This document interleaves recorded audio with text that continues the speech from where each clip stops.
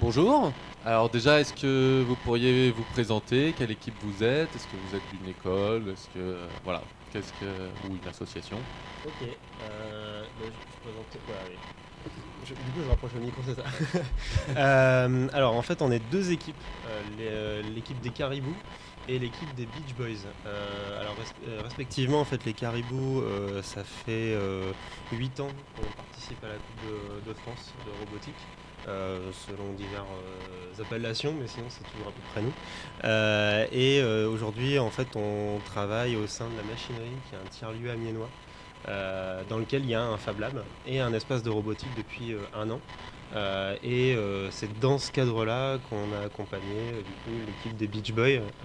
Et du coup, je vais te laisser peut-être présenter l'équipe. Ouais, donc je vais présenter les Beach Boys.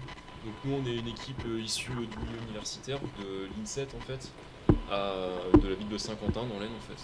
Donc voilà, on a monté une petite asso à l'intérieur de l'université, puis on a choisi de participer à la Coupe de France de robotique en se faisant assister par le Fab Lab à Minois, la machinerie en fait, et par les Caribous. D'accord, sympa. Donc vous avez le lieu, il est comment? Enfin, vous avez quoi comme type de machine? Il est bien le lieu. Oui, ça je suppose, forcément. Alors en fait, la machinerie, donc ouais, c'est un tiers-lieu. Il n'y a pas qu'un Fab Lab à l'intérieur. Il y a un espace de coworking, il y a un incubateur, une boutique, enfin plein d'autres trucs. Notamment dans le Fab Lab, on a découpeuse laser, fraiseuse, de quoi faire des circuits imprimés. On a ce qu'il faut pour imprimer des pièces en 3D. Enfin voilà, tout le matériel nécessaire à de la fabrication numérique et un peu traditionnelle aussi. Et du coup, on met à disposition tous ces outils à des adhérents pour qu'ils puissent réaliser leur robot ou d'autres projets un peu bizarres aussi. Je vois Voilà. à peu près le modèle du truc. Donc c'est un modèle assez classique pour le coup au niveau du Fab Lab. La particularité, c'est qu'on a un programme qui s'appelle OpenBot qui a démarré en septembre 2015, donc ça va faire presque un an. Et c'est là-dedans qu'on réalise nos robots, mais qu'on fait également des supports pédagogiques pour les enfants et très jeunes enfants, pour leur apprendre ce que c'est que la robotique, ce que c'est que la technique, faire du coding, etc. Donc en fait, on a développé des petits robots pédagogiques qui permettent d'apprendre à un gamin de 7-8 ans qui a envie de voir un peu comment ça se passe, de fabriquer son propre petit robot, et puis de coder et de travailler dessus. Sympa. Et vous documentez tout ça, vous Ouais. avez un site web avec la doc de tous vos robots, enfin tout ce que vous faites. Alors ce qu'on fait en fait, c'est alors déjà tous les petits robots pédagogiques, ils sont documentés complètement, donc on peut les refaire. Ensuite, sur les gros robots, ce qu'on a fait, c'est qu'on n'a pas forcément tout documenté, parce qu'il y a des choses qui n'ont pas forcément grand intérêt. Mais par exemple, là, on a documenté la manière dont on faisait les roues en silicone. On a documenté nos cartes électroniques, la balise, etc. Enfin, tout ça, c'est disponible. Et là, côté Caribou, je suis en train de mettre tous les fichiers d'il y a 3 ans sur un GitHub, mais GitHub il est en train un peu de gueuler, donc faut que je trouve une autre solution. Mais ça sera dessus, quoi, en tout cas. D'accord. Bon, sympa. Donc vous avez deux robots que vous développez en même temps ou séparément du coup? Alors, Vous Du êtes- coup, ils ont été faits séparément parce Ouais. qu'on était la fusion de deux équipes en fait. Donc on avait chacun fait nos robots dans notre côté, D'accord. en voyant ce que Ok, c'est faisaient ça, les vous uns avez les autres. fusionné après. On s'est un peu entraînés peut-être pour certaines solutions. Après, on avait participé Les vraiment balises ressemblent un peu. en tant que deux entités différentes. En fait, côté Beach Boys, comme il redémarrait une nouvelle équipe, ce qu'on a décidé, c'est qu'il y avait des briques élémentaires qu'on avait déjà développées. L'idée, c'était qu'ils les reprennent et qu'ils les améliorent. Nous, on est parti, par exemple, sur les roues, on est resté sur l'impression 3D, ils sont partis sur du tournage fraisage. Voilà, c'était une autre solution. L'idée reste la même, mais on teste différentes choses. Après, effectivement, on a participé à la Coupe de robotique dans deux équipes différentes. En fait, quand on a vu la Coupe d'Île-de-France, on s'est dit, bon, nous on y va, il n'y a pas de souci. Côté Beach Boy, le gros robot fonctionnait pas forcément.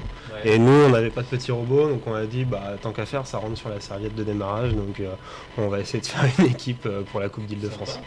C'est cool. Non, c'est vraiment très cool. Et du coup, vous avez mis combien de temps à les développer, ces robots? Je vois que vous avez repris des éléments que vous aviez déjà faits, mais le développement pour cette coupe-là, ça vous a pris combien de temps à peu près? Alors, Vous avez Toi, comment- tu l'as chiffré, Côté toi Beach Boy, on a commencé très tard, on a commencé à préparer la coupe à partir de février, en fait, début février. Ah oui, d'accord. Donc, ouais, en fait, vous avez mis 2-3 mois à faire le robot. Mais parce qu'on avait déjà enfin, vous avez déjà fourni quelques solutions, on partait pas de rien. D'accord. Ok. Nous, c'est un peu différent, mais on a démarré assez tard aussi. C'est-à-dire qu'on a d'abord développé plutôt l'électronique qui nous intéressait en début d'année. Et après, c'est pareil, à partir de janvier, février, on a commencé vraiment à commencer à imprimer des pièces, à faire des essais, etc.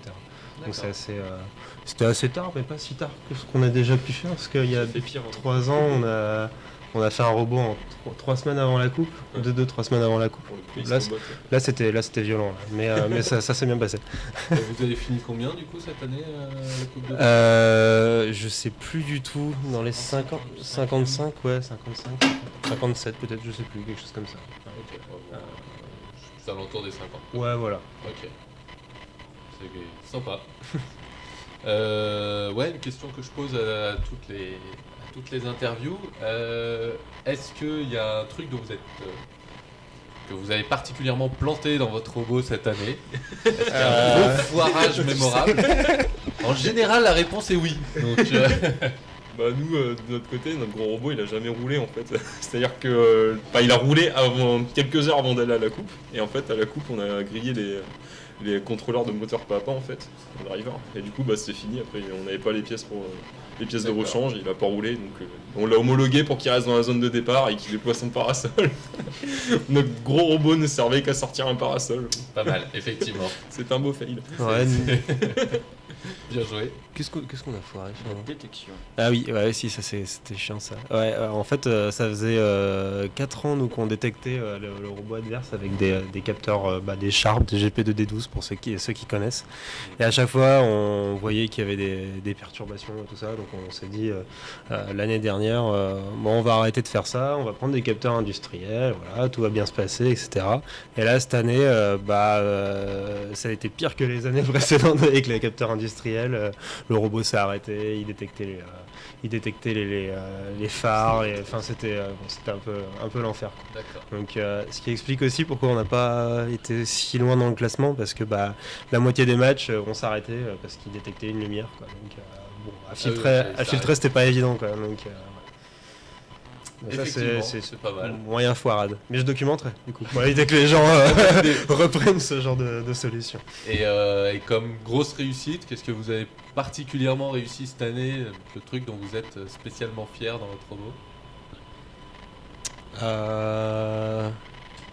Il y a 2-3 trucs qu'on a essayé, on était plutôt contents, c'est les roues, les moteurs roues, ouais, enfin c'est un peu moyennement des moteurs roues. En fait, on a pour faire des robots qui soient le plus compact possible, on a essayé de mettre les roues autour du réducteur.